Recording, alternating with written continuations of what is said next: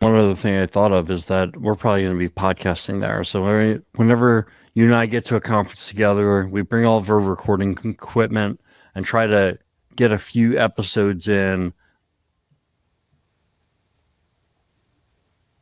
What happened? Nothing happened, as far as I know. My monitor just turned off. Sorry, guys. I didn't even move down an inch. Hashtag just Jim things. Oh my god.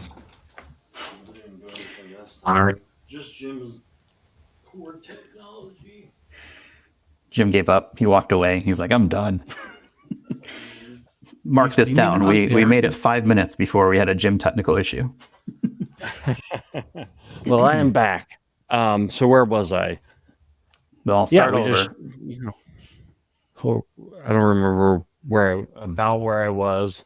I guess I'll stay close to the mic. You keep bouncing around. Yeah, my screen is kind of flickering. So hopefully I got everything set up here.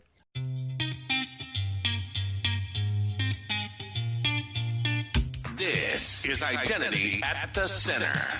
If it has anything to do with IAM, this is the go-to podcast. Now your hosts, Jim McDonald and Jeff Steadman.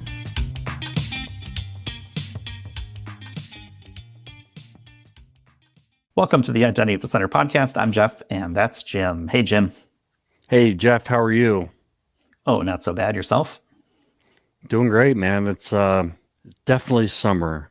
Here in Georgia, it was about 100 degrees Fahrenheit the other day, or yesterday, and man, I'm feeling it. But fortunately, I work in an air-conditioned building, and I'm feeling it when I'm outside, and that's for 10-minute spurts as I run to my truck that is also air-conditioned, and then I go to drive-through windows, and I can feel the air conditioning emanating from those buildings, so I can't complain too much. That's kind of how I feel about like winter. When I lived in a wintry area like Chicago, it was, well, I'm inside where the heat is, and then I'm in my car where the heat is, and then I'm walking outside to somewhere, and then I'm somewhere where heat is. So same thing, but yes, definitely hot. I'm in Minnesota today, so another week on the road for me, but we'll see how hotel Wi-Fi holds up for this episode, but so far so good. Not quite as hot here. My watch says it's 69 degrees here in Minnesota, so nice. Yeah, that's definitely not too bad. And by the way, Father's Day just passed here in the U.S., and I received a pretty awesome award. Greatest Dad of All Time. Mm-hmm. It's great because I also got a commemorative notebook, which has all of my past awards. Number one dad, best dad ever. That's pretty much it. I mean, number one dad and best dad ever, and now greatest dad of all time. I think that's the trifecta. What do you think? Well, I'm not a dad, so I'm feel bad for all the other dads who thought that they were number one. I guess what are they? Are those like fake news, false prizes? Their kids are lying to them. I mean, which one of those poisons do you want to pick? I think so. I think they've been buying the coffee mugs that say number one dad and giving it to their dad, and really they should have been giving it to me. Apparently, I am the greatest dad of all time. Oh, well, congratulations on your major award. Thank you, sir. All right. What else do we got going on? We forgot to mention last week, but we're definitely going to be at Identity Week coming up later this year. Identity Week Europe has already passed by the time people listen to this, but we do have a discount code for both America, which is in Washington, D.C., September 11th and 12th. IDAC30 gets you 30% off of your registration. And that code is also good for Singapore, which is October 22nd, 23rd. Jim, you and I are going to be in DC September 11th and 12th. We're going to start to work on plans in that probably in the next few weeks here, but hoping to see some friendly faces there. What do you think about DC and Identity Week? Well, I think it's going to be hot as heck in DC at that time. Oh wait, September? But you're going to be inside. It'll be perfect weather. I love DC. There's a few things I really love about it. One is a sandwich shop called Potbelly's, which I think is in a lot of places, but it's not in the Southeast. It's a chain. That's like saying a small little place like McDonald's. Well, no. Like McDonald's is everywhere. and Potbelly's is not here, and I love it. It's not. Okay. I would eat there at least every week if I lived there. Also, the museums are pretty awesome. Last time I was there, I went to the Holocaust Museum, which is free. And man, it's pretty somber, but I think it's an experience everybody should go through. And then I just feel like, when you're in DC, like there's so much going on. So, yeah, I'm really looking forward to it. Plus, I think the conference is going to be awesome. I mean, you've been there before. You told me about it. It sounds like it's becoming one of the conferences people have got to get to and give it a shot. Yeah, definitely. I think it comes at a good time of the year too. It's kind of a lull in between like Adeniverse, which just took place a couple weeks ago, and then like Gartner, which is later in the year. So I think it's really good kind of opportune timing. So yeah, hopefully see lots of people there that we know. I know last year there was quite a few people there. It's like, wow, okay, there's some names at this conference. So I'm expecting, similar and or better turnout for this year as well. So that's kind of exciting. But hopefully people take advantage of that. That code's a good way to show support for us. We'll have a link in our show notes so people can use that as well. I'm looking forward to the conference in terms of, hopefully we can record a few episodes. And while we're there, I mean, whenever we go to conferences, we bring all of our recording equipment, try to record a few episodes, put out some more additional content for the listeners. And I think people appreciate it because one of the things I noticed is that most of the episodes get a lot of views, get a lot of downloads. So we'll keep doing it unless, we hear from people that it's too much, dial it back. It's never too much. You can never have enough Identity Center in your life. So we're just going to keep doing it. We don't do it for you. We do it because we like to do it. No, I'm just kidding. We do it for you too. That's why we started, though. We started out just doing it because we like doing it. Because I mean, we're going to keep doing it as long as we keep liking to do it. And we do. So that's good. All right. Let's get going with the show. Let's talk about bubbles. Vaguely cryptic topic. We've got Justin Richer. He's security and standards architect and founder of Bespoke Engineering, joining us again. Welcome back to the show, Justin. Hi, Jeff. Hi, Jim. Thank you guys for having me back on. Yeah, thanks for taking the time. It's been about a year since you were with us. You've already given us your origin story. That was back in episode 222. We're on episode 291 now. So we'll point people back if people want to learn more about your background. But let's talk about the past year. How's your year been? What you been up to? Anything new and exciting? Oh man, it's been a busy year. So we had the GNAP protocol is now with the RFC editor. So that'll be becoming a final RFC soon. It still takes a while, even when it's at that stage, but hopefully soon. We had HTTP message signatures, which is another draft that I've been working on for a few years. That is now an RFC, RFC 9421. And so that's exciting to see go through. And then also in the IETF, we have spun up the Workload Identity in Multi-System Environments, or WMSI working group. And that is new work, and I'm helping co-chair that at the IETF. And that we've just gotten that started really within the last year, which is absolutely breakneck speed by IETF standards to get a new working group up and running in that time. That is pretty quick. Congratulations on it. And you've got a great acronym, WMSI, which is awesome. Oh man, it's right up there with Cheeto for Chief Identity Officer. I can't take credit for WMSI. We originally tried to do workload identity in distributed environments or wide, and it turns out that there's already a project named that. So they wouldn't let us have that. But the security AD came up with WMSI when brainstorming with a few of the folks that were proposing it. So, and I absolutely love it. It's give nerds enough rope and we will come up with the most ridiculous set of acronyms that you can possibly use.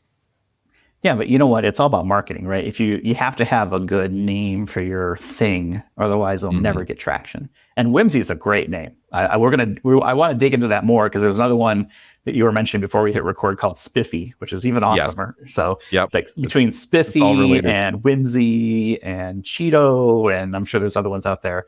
Oh yeah, Spice is just starting up too. So that's a lot of good stuff. And yeah, naming things is hard.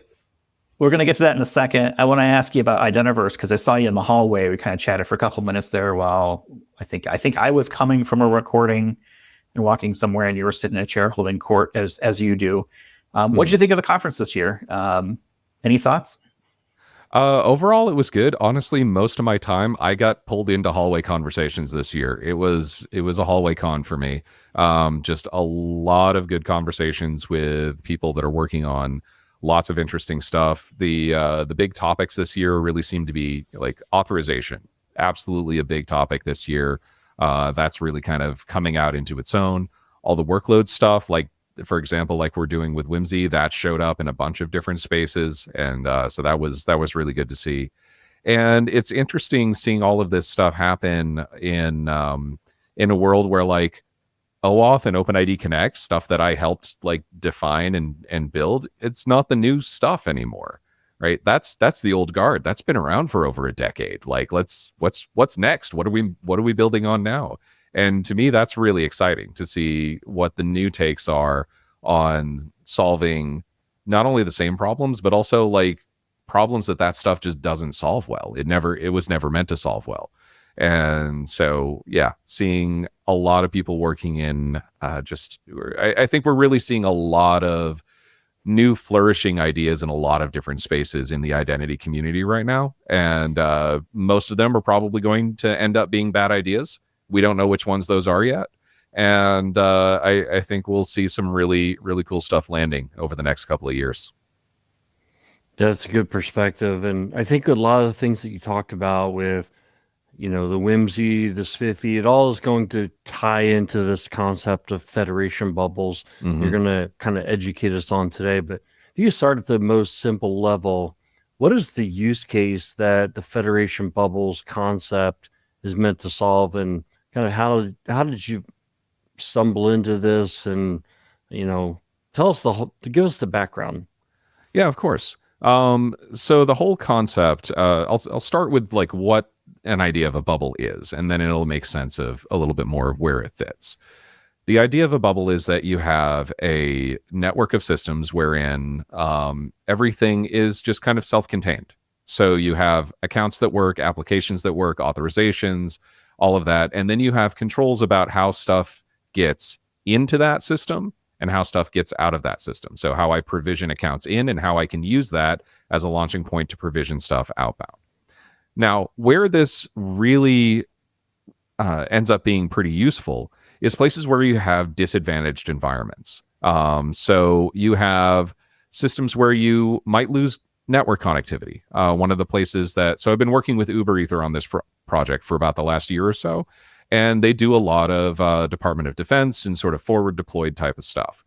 This is cases where you literally have a bunch of people on a boat, and then that's going to go sail off, and you're going to be outside of satellite coverage, outside of connectivity range, or even when you do have coverage, the latency is so high that traditional federation concepts and protocols just don't really work anymore. Like bouncing somebody back to their home IDP, back on their base, or back at DoD somewhere is not really going to work, because it's going to time out before it ever returns. And so you need to have a system that works within this sort of sometimes disconnected environment. The other thing that got me really interested in this is that years and years ago, several jobs ago, I was working at a company called MITRE, and we were doing a lot of rural search and rescue work. At the time, I was doing interface design for unmanned aerial vehicles, drones, we would call them today. And one of the things that we found in that environment is that we would go work with these groups that you got a whole bunch of people that just kind of show up to help with a rescue operation or help with disaster recovery. And you might not be able to identity proof these people. You might not be able to tie them back to anything in particular, but you know what? You're here, you can hold a shovel, that's good enough, here you go. And we really felt that in going into this Bubbles project, we really felt that we need to be able to extend that into the digital space. Like, you're showing up, and the fact that we are together in this same space means that, like, I trust you enough for right now to do something. And that trust didn't come provisioned from some central system that said, oh yeah, you're down here in this same area that this other person is going to be, and so you can work together, and here's all of your policies, and here's all of your accounts and all of that. So it's like, no, we just showed up, and we might not have even known that each other was going to be there, and we're going to figure out how to connect. The thing is, we do this type of dynamic connection all the time today, but the way that we do it is that people show up and we just hand them a username and password on a sticky note and say, hey, this is your account, and we're going to burn that account when you leave, or when we remember at some point, hopefully in the future. And the thing is, like, we're doing that same type of thing for people that just rolled up off the street, and people that we have a longstanding relationship with, and occasionally people that are provisioned in our sort of larger environment. We just don't have the latest updates yet. So we're treating all of these accounts exactly the same, and they end up all basically in this muddy mess that occurs out in these sort of edge environments. And so what we wanted to do with this concept of a bubble is like embrace that mess and figure out, like, what does it actually mean to work within that type of system? What are the constraints here that we need to work with? But also on a very practical level, what does it mean to onboard somebody into that from a trusted domain, from an untrusted domain, from no domain at all? And what does that look like within these systems once we actually get all of those tied together? So is the idea here to have like this, I don't know, serendipitous IAM force field that sort of gets erected for a short time? Is it something that's a little more permanent, maybe based on location or use case? Like, help me understand, like, how these little bubbles, is it one bubble, or are these bubbles connected in some way? Oh, there's many, many, many bubbles. So the idea is that we want to really draw the perimeter down as far as we can. And so that when we have one of these groups that's going out into the field, we create a bubble for that, and we provision into that bubble all the stuff that we know ahead of time. It's like, we might have 20 accounts that we know are supposed to be in there, so we can drop those in there. We can drop default policies. We can drop all sorts of stuff into that, create this entity, and then send it off. Now, what's important here is that this creates its own separate entity and managed space. Because a lot of people that are listening right now are probably thinking, oh, okay, what we're talking about is I have an IDP, I have a user data store, I'm going to create a shard. I'm going to just shard my ID system, and you get a copy, and you get a copy, and you get a copy, and then eventually we just need to reach some sort of consensus mechanism about any updates, and then it'll all be fine. It's a synchronization problem. But what we found is that doesn't take into account the type of dynamism that you actually see out in the field, where you've got people coming and going, you've got people making these real runtime decisions that it's not that I don't have the latest policy to address this. It's that the policies never thought of this. They couldn't predict this. But I am in a position out on the edge where I need to make a decision.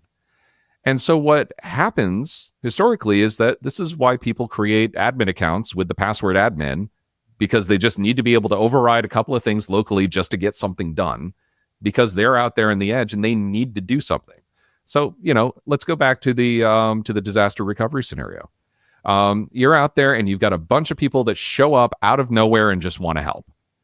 You got a group of people that roll up in a pickup truck and say, hey, we're electricians. And you can say, maybe you are, maybe you aren't. Nothing is on right now, so I can't actually check that. But you look like you have electrician's tools, and you know what? I'm going to assign you to go to clear the wiring on that block and hand me whatever credentials you have, and we will clean up the mess later of authorization and everything else. We will figure this out later when we actually have the time, because right now it's more important that we get people who can hopefully go do things out there and working to try and help us out. And it's the same type of thing that happens in all of these types of environments that we're looking at. Like, we have some type of local information that wasn't accounted for, that, you know what, I'm going to make a decision right now, and I should be able to write down why I made that decision. What was the provenance of that? What was the input to that decision making? And then push that out into some type of auditable log, so that when I do reconnect, it's not just, oh, just give me the new copy of everything and that wipes out all of the local changes that I made. No, it's like, hey, here's the set of changes that I made, right? Here's the set of decisions that I made locally. And maybe some of those are going to be like, oh, wait, those 3 guys showed up. Yeah, they don't actually have journeyman's licenses. So go send a licensed electrician to check that entire block that we assigned them to make sure that that is actually correct. Because that is a realistic way to deal with that type of breach, effectively, that we've given somebody access to something that they didn't necessarily have the right to, but given the context, it seemed like it might have actually been a good idea for us to do that. So, Justin, is Federation Bubbles a concept? Are you working toward it being a standard, or is it a product, or is it all those things at once? That's a great question, Jim. So I will say it's not a product or a single standard. I don't think that that the solution to this is going to be a single protocol stack, and I can talk about that more in a little bit. It's a proof of concept that we've been building out in different layers and pieces. So, for example, we've got an identity provider, just to make things very concrete. We built out an identity provider that the first time you log in, you give it your identifier. If it doesn't know you, it goes and figures out where your home IDP is, does a dynamic connection to that. You log in from your IDP, and then you immediately get prompted for a WebAuthn credential. And then the next time you show up at that same IDP with that same identifier, you're only prompted for the WebAuthn credential. Because we've already gotten all of your attributes from the IDP. We have already, we took that step of validating your account. All we need to do now is log you in. And we have the machinery to do that locally without having to reach back out across the network every time. So we do that heavyweight federation operation as an onboarding exercise. And then from there, we are just doing an authentication operation. And there's some fantastic technology that lets us do that in a way that's secure and, user-friendly and all of those good things today. On top of that, we've also built out with these prototypes at UberEther, these trust bundle domains to allow you to address these different systems. So one of the things I mentioned is that, we think that there's going to be a lot of different bubbles out there, and they're all going to be sort of coming from different trust roots, and they're not all tied to the same root. So you've got folks coming in, going back to the military side, folks coming in from the US, from the UK, from France, some other partners coming in. They're all going to be having their own trust roots, their own policy roots, their own account roots. It's ridiculous for us to assume that they're just going to want to synchronize everything into our system so that ours work, especially when we are not willing to synchronize our stuff back out into their systems. And it's funny, as soon as you bring that up as an option with a lot of people in the space, you get the looks of shock and horror are like why would we ever do that? That's a security risk. That's a privacy risk. We would never do that. It's like, okay, but you're asking everybody else to do exactly that in order for these things to work. And so, sorry, go ahead. I want to ask about that item about people not trusting the sync backwards. I mean, it seems like if you're establishing some sort of IAM bubble, why wouldn't you want to sync back some of that data or some of those attributes for future use? Maybe it's, hey, this guy is a license. We've verified it here.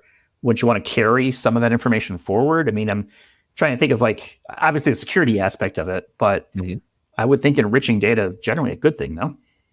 Well, yeah. And in the bubbles construct, it absolutely is. We would expect these bubbles not to just be, input only views of the world, because they're out there collecting all sorts of information that is going to be useful to other parties in the network. And so we would want that to not only propagate back up any type of tree, but we would also want to be able to share that out to other peers. So let's say, for example, we're a US thing, and we show up, we've got our bubble, and one person comes over from the UK, and we onboard them into our system. And then we go and we connect our system out to the French system. And we can say, like, oh, hey, we have this Brit with us, and we validated it. Here's our record of the validation that we did. And we can assert that out to you. So in other words, we're kind of doing an identity proxy at this point, but it's not the traditional real-time online proxying where you're sending them out to the IDP and then to our IDP and then to the other system all at runtime. It's, we did that once, we wrote it down, here's the record. If this is good enough for you, then great, trust it. If not, there's a record in here that says, hey, that's where this person's IDP is.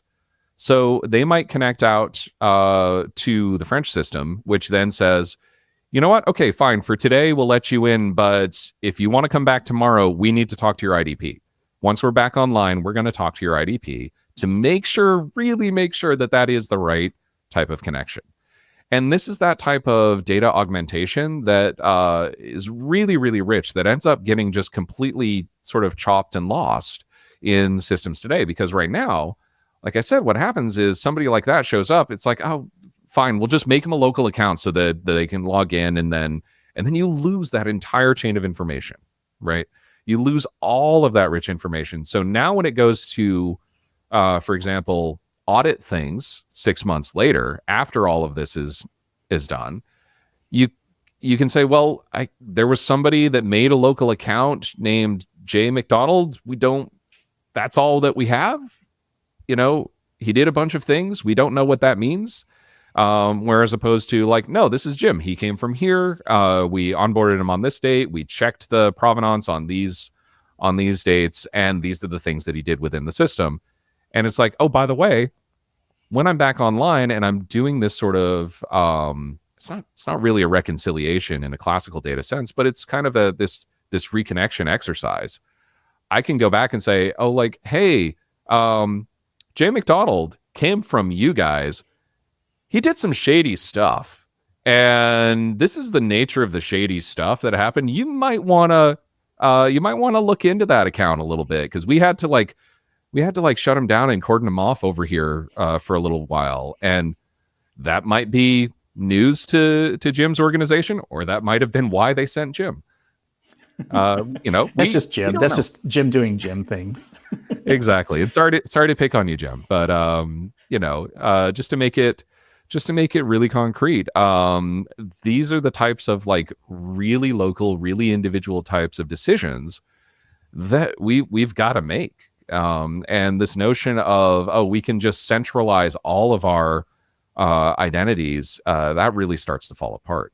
So to the synchronization thing, that is absolutely key to the whole bubbles concept and prototypes.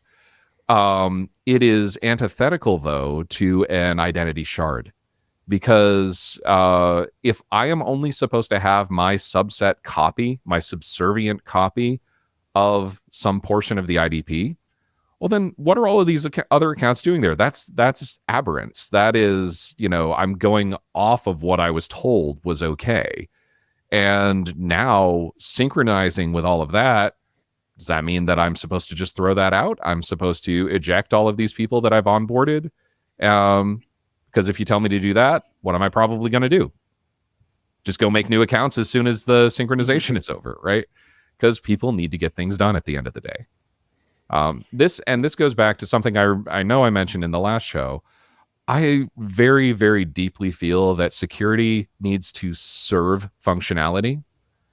It needs to be there to protect systems, absolutely, but it's only as good as the functionality that it enables, and not the functionality that it prevents, not the attacks that it prevents, not the off-label stuff that it prevents. It's only as good as the positive functionality that it enables. Well, you're talking about the usability of security, which I think is hugely important, right? It doesn't matter how many rules you have if they're not designed around humans. I think it makes it just that much more difficult to comply with. I want to ask you one more question about the bubbles, because now you got my head thinking here about these different kind of use cases. Can two bubbles merge to form a bigger bubble?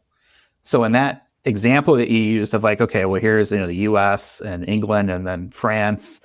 And what if the US and England are working on one thing and then they kind of are working on the same thing? Would it become one big bubble?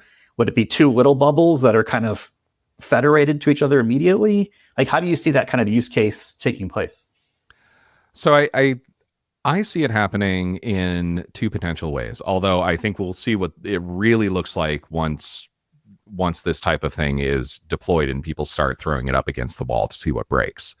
But where I see it happening is in that type of scenario. I think that if you have an environment where you have two existing groups that need to come together to work on something together, you create a new bubble for that working together portion. So either one side or the other is going to host it, or you're going to create a new environment where all of this actually happens. And we see that pattern in the research and academia world with virtual organizations, and like people will go stand up a lab that is, a partnership of 7 different universities and a bunch of commercial firms and some government funding, right? Like that's exactly the type of like weird collaboration that we should be taking inspiration from. Now, in the academic world, the assumption is that you're online so that you can check IDPs, you can check account records, you can do all of that type of stuff. But if we take that type of dynamic environment and move it into this space where it's a lot more dynamic and it's not like we can't really sit down and plan this over a bunch of grant writing sessions, we just kind of have to make it happen. Like that's the type of space that I'm talking about. So to me, I think the most sensible thing would be for these organizations to create sort of a new bubble that running somewhere. It almost doesn't matter where at this point, but it gets onboarded by members of both of those bubbles into that space. So now you have this separate independent environment that is then sort of parented to 2 other places, and it knows how to talk back to both of those other domains. And immediately you can start to see where the shard thing doesn't work anymore, because like this is not a subset of either of those. It is a subset and union, and this is the type of math that doesn't work with trees, right? They get too tangled with each other. Like this, we are very deeply into graph territory now. Hey, Justin, you mentioned a company that you're working with on this Federation Bubbles concept, Uber Ether. I've never heard of them. What do they do? So Uber Ether is a technology integrator in the U.S. They do a lot of work on the federal government side, a lot of identity platform type of stuff. So a lot of government agencies, don't have the IT depth to go and stand up a secure identity system. Uber Ether will run that. They don't actually, they don't have an identity, sort of a core identity product like a Ping or ForgeRock, although I guess that's the same thing now, or anything like that. But they will give you a platform that runs that and sets that up with all of like the provisioning and all of the bits and pieces that make the most sense for that given agency and organization. And a big part of this, a big part of what they've been working on is stuff with the Department of Defense, which, as you can imagine, both needs pretty advanced functionality and is also, quite frankly, 20 to 30 years behind the times in terms of this notion of what technology we actually feel like running. Like I mentioned, I used to work for a company called MITRE. We did tons of work with the U.S. federal government. I was on the research side, but I still touched a lot of the customer side stuff while I was there. And I remember back, I want to say this was about 10 years ago now, but talking with a government group even then, and they were like, well, we just heard of this new thing called SAML. and we're thinking about using it, but we're not sure yet. And the reason for this is that these systems move very slowly. And some of that's a good thing because it's a little bit more predictable. But it also, you lose out on a lot of the like, well, we need to go solve all of these problems, and we're trying to do it with this technology that has been around for 30 years. It's a really difficult mismatch. Anyway, Uber Ether will basically build and run modern identity platforms for all of these different groups. They specialize with the federal stuff, but it's not just necessarily that space. Cool. So you had mentioned a couple of standards. I wanted to talk about those. The first one was Whimsy. The second one was Spiffy. Can you kind of give us the overview of what they do and maybe an add-on of what the tie-in back to Federation Bubbles was? So starting with Whimsy. Yeah, of course. So they're actually related. So Whimsy is the Workload Identity and Multi-Systems Environments Working Group in the IETF. The IETF being the standards body that gave us things like HTTP and OAuth and TCP and TLS and all of these other great acronyms. And what we're doing with Whimsy, which has to be one of my favorite acronyms to date, is we're trying to look at this space of workload identity. So let's say you're out and you need to spin up one of these bubbles. Well, that's a stack of software. And all that software is just going to be kind of like waking up and just like in its environment. You need to know that your database is connecting to the right things, that your API processing is going through all of the right channels, that your filters are all lined up in the right ways, that everything is running software that actually has a good software bill of materials to it, that all of that's been verified and validated. And you need to be able to secure and reason about all of the connections between all of these pieces. Well, solving parts of that is actually where Spiffy comes in. And I always forget what Spiffy stands for. It's secure something identity for everybody. It's SPIFFE. We'll have a link in the show notes, I'm sure. And what Spiffy does is that when a piece of software wakes up, sort of the environment around the software says, oh, here's your identity. Here's your credentials for calling other people. And importantly, here's the set of things that you trust. So it's this bootstrapping of trust at a very, very fundamental software level at runtime that Spiffy solves. What we're doing with Whimsy is saying like, okay, so we can get that part and we know how to talk to different things in terms of like OAuth authorization or, user identities coming in or credentials coming in. How do we start to reason about systems as we connect them all together, and especially as we cross security boundaries? It might not be enough that it's just, oh, this one workload is connecting to this other workload and they're allowed to do whatever they're allowed to do. I might actually want to know that in order for this one to call the second one, well, something else has to have been called first. Maybe that's an auditing system. Or maybe that's a very specific gateway that request has to come through before this is even allowed to talk to me. Now, in today's systems, a lot of stuff is like you're down here on the leaf node and you're like, oh, well, if somebody's calling me, everything must have gone right. And so I can just trust that everything else happened just fine. And then I'm just going to do my little job and then that's it. Obviously, that's very fragile. That's a very sort of, harden the exterior and keep the inside soft and squishy type of thinking. As we move towards smaller and smaller boundaries around zero trust thinking, we need to be able to say like, okay, not only is the correct party calling me, they're calling me in the right context. It came through the right call chain, which may actually not even be a single linear chain. It may have graphed off into a whole bunch of different systems before it ever got to me. If I can quickly check that against something that said, here's the list of things that you trust, here's the policies that you're supposed to check it against, well, then I can actually make some real determinations about what I'm supposed to be doing here in this system. And that's the type of stuff we're doing in Whimsy. So how this relates to bubbles is we spin up this bubble, and yeah, we need to be able to identify all of the pieces that are running inside of it. But also I think that there's a lot of applicability at a more macro level.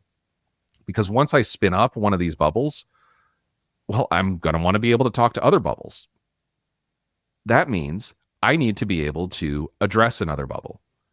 When I send a user, so I've got this J McDonald guy that I'm sending over to you, and I actually got his account from somewhere else. Well, I need to be able to say somewhere else in a way that makes sense to you.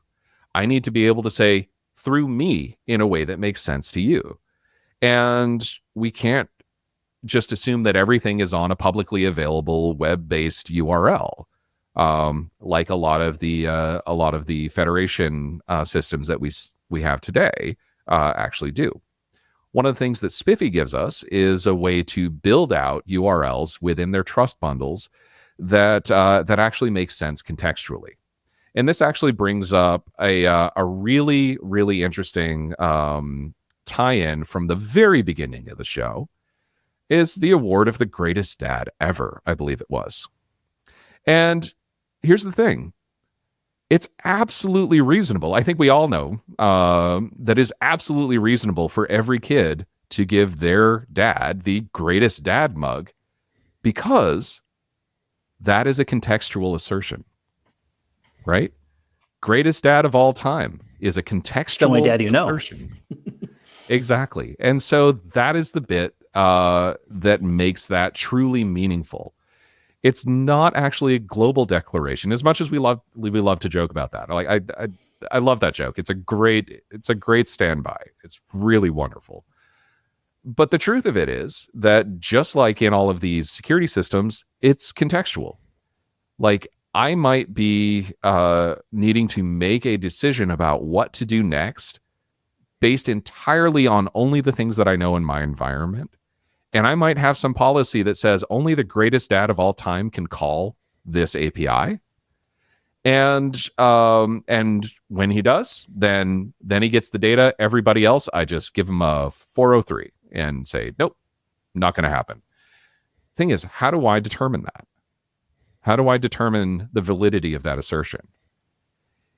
It's probably going to be, it's only asserted by people that I trust to make that particular assertion within a context that I am comfortable with validating it in. And that's the reality of all of these security systems that are out there today, whether we like to think about it that way or not. I think we're too quick to say, like, oh yeah, we're going to solve things on a global scale of like, we'll have an authorization policy for every system that we deploy, and it's all going to be the same. We're going to manage it centrally. We're going to have like a Cedar file that we just send out to everybody, and it's just going to work. It's like, okay, that's going to get you some distance of the way, but eventually down there at the nodes, I'm going to need to be able to decide, well, you claim to be the greatest dad. Do I believe that? Like, who said it? Where does that come from?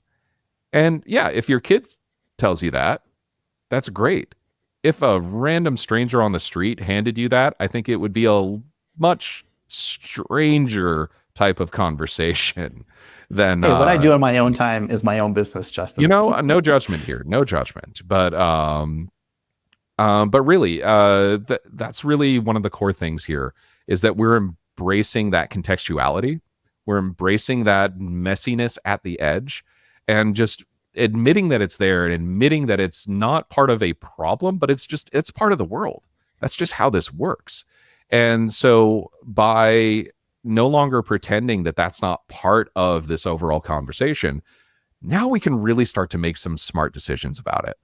You know, we can really start to think about how we process these things, how we talk about these things, because I can now actually say, like, Jim's kids called him the greatest dad.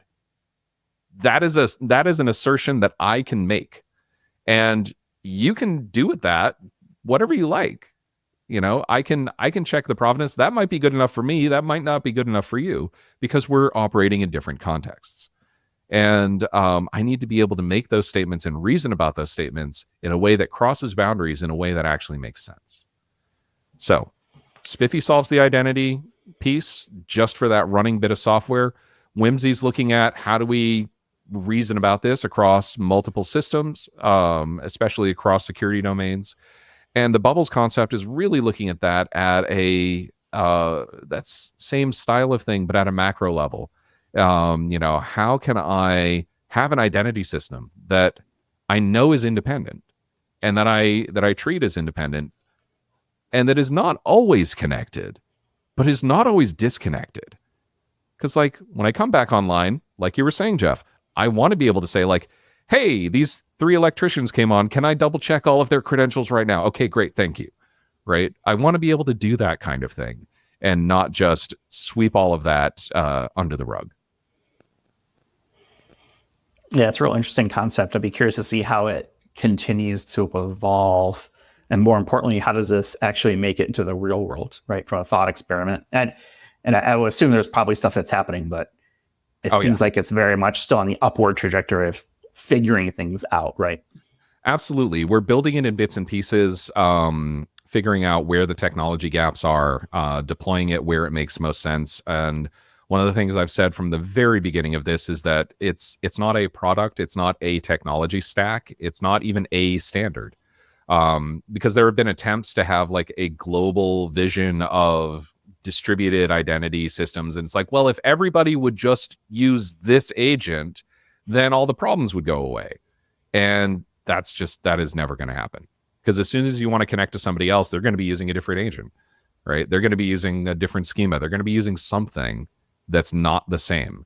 And so the interoperability here, I think, needs to be about as messy as it can be and still connect, because that's how human systems work.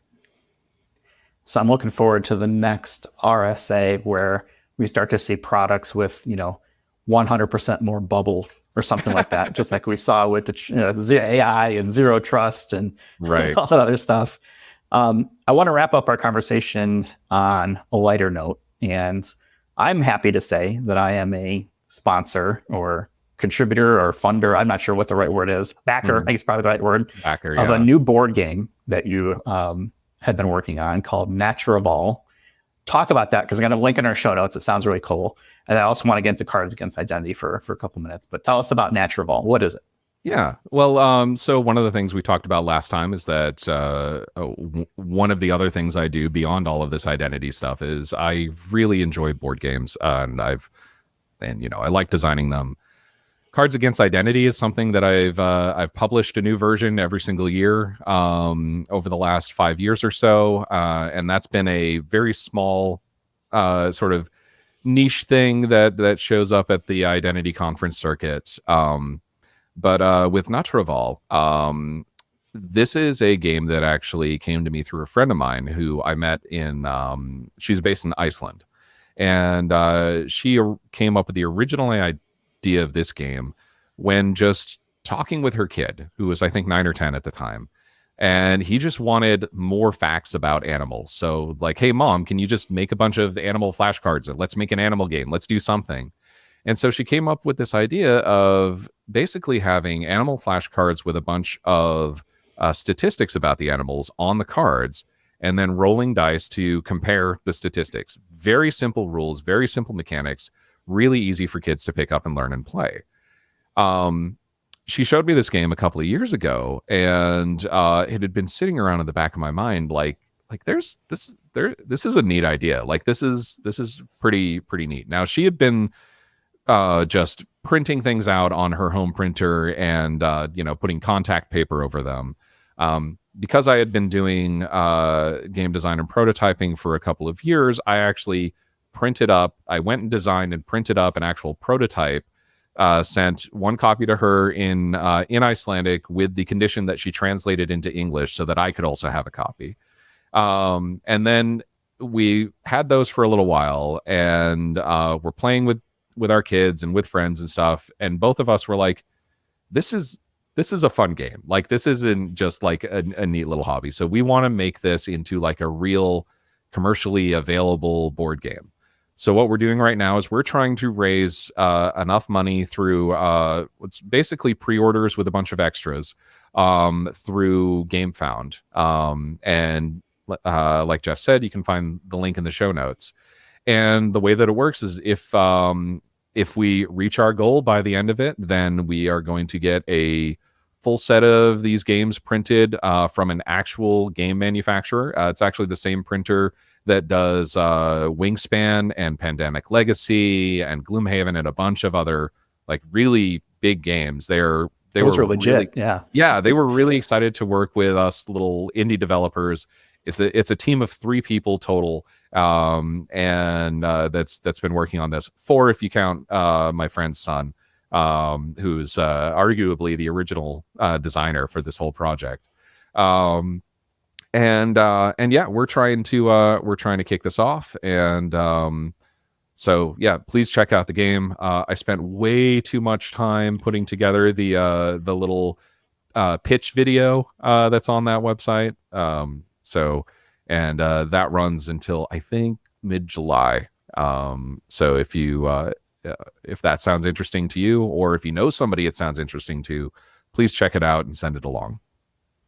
Yeah, we'll have a link in our show notes. I'm a backer. I bought one for myself and one to give to my local community thing. I think that's still to be determined, right? How you determine where the extra copies will go. But yeah, so that is something that we're doing with this because it's an educational game.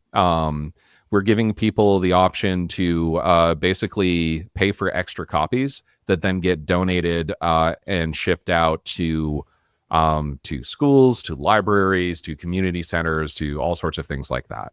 So yeah, you can get a copy for yourself. And there's a bunch of extras that you can do too. Like our artist is going to be like sketching animals for people, or you could actually design a card to go in this. So we've got friends who people have already contacted us that they're getting like their friends' pet cats on a card in this.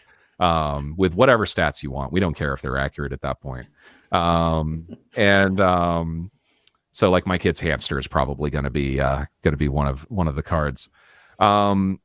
But yeah, in addition to all of those extras, we're letting people sort of donate this to spaces that wouldn't have the opportunity to just go out and buy a $20 board game.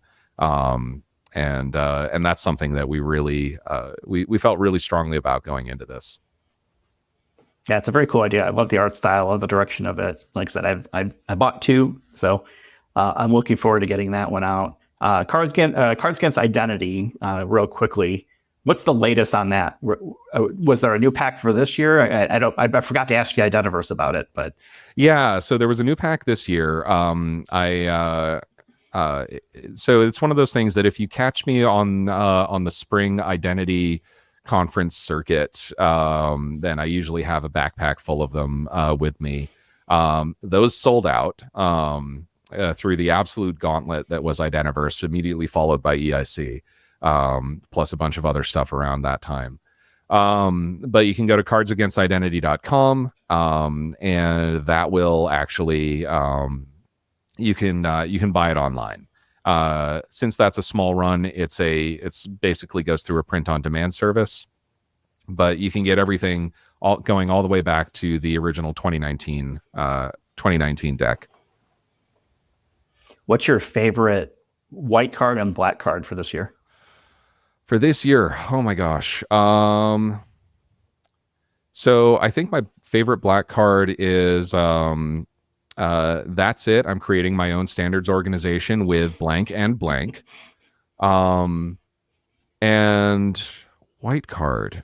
Oh my gosh. There's so many cards now across all the years that I have to remember. I will say instead I'll give you my favorite white card of all time. Was from a couple of years ago, was the Super Vittorio card. There was somebody in our community, an absolute giant, Vittorio Vitorci, and there's this video that's still on YouTube of him as a superhero anime character, and I was able to actually clip that from the video and get that onto a card. And that I don't think that one's going to get replaced as my favorite card for a very long time. That's a tough one to top for sure, and well earned too, by the way. Mm-hmm. Okay, why don't we go ahead and wrap it up? I think for this week, Justin, thank you so much for spending time with us. I'm really interested to see how these bubble things take off. I guess terrible pun, air rising. I don't know. So keep us posted on how that goes. I'm sure there's other topics we want to talk about with you in the future. So we'll have you back if you are so inclined. Absolutely. Thank you for having me on again. I would love to come back. Yeah, and I appreciate it. I mentioned before we started, you're a real pro's pro from a microphone and a recording and all that good stuff. So 2 thumbs up makes my job easier. And this isn't even the good recording computer. That's back there. You got so many that you're choosing from. Meanwhile, I'm here in a Springfield Suites in Minnesota. Oh, it's with a lovely mini. Can you call this a kitchen? I mean, it's got a microwave and a fridge, and I don't know. You can drink that tap water. Yeah, it's pretty bare. All right, let's leave it there. IDACpodcast.com, Twitter @IDACpodcast, the YouTube channel, youtube.com/@IDACpodcast, Mastodon, IDAC Podcast @infosec.exchange. Do all those cool things like, subscribe, share with your friends, share with your enemies. Doesn't matter as long as people hit that button. I don't care who does it. And we'll leave it there for this week. So thanks everyone for listening and or watching, and we'll talk with you all in the next one. You've been listening to Identity at the Center. We hope you've enjoyed the show. Make sure to like, rate, and review. And we'll be back soon. But in the meantime, hit the website at identityatthecenter.com.